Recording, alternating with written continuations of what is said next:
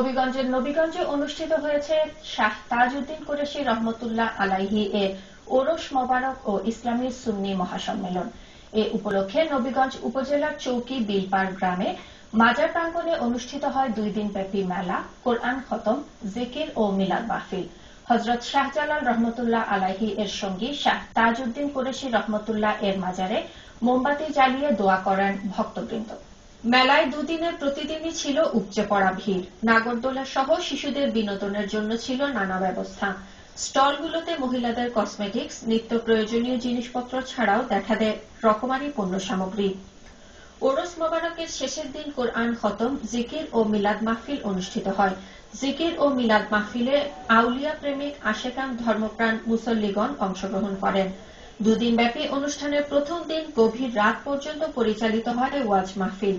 মাজার সংলগ্ন লাফেরাজ আলহাজ আব্দুল হাকিম চৌধুরী হাফিজিয়া মাদ্রাসা প্রাঙ্গণে বাদ জোহর শুরু হয় ওয়াজ মাহফিল।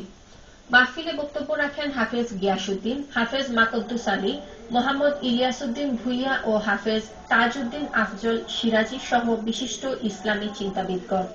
আলহাজ আব্দুল হাকিম চৌধুরী হাফিজিয়া মাদ্রাসার পরিচালক ও শাহ তাজউদ্দিন কুরেশী রহমতুল্লাহ আলাইহি এর মাজারের মুতাওয়াল্লি আলহাজ আব্দুল হামিদ চৌধুরীর ছোট ভাই আলহাজ আব্দুল বারী চৌধুরী শহীদ জানান, শাহ তাজউদ্দিন কুরেশী রহমতুল্লাহ আলাইহি এর উত্তরসূরি হিসেবে তারা এই ওরস মোবারক প্রতি বছর পালন করে আসছেন। এ আয়োজনে প্রকৃত ইসলামের চর্চা সহ ভক্তবৃন্দ উপকৃত হচ্ছেন।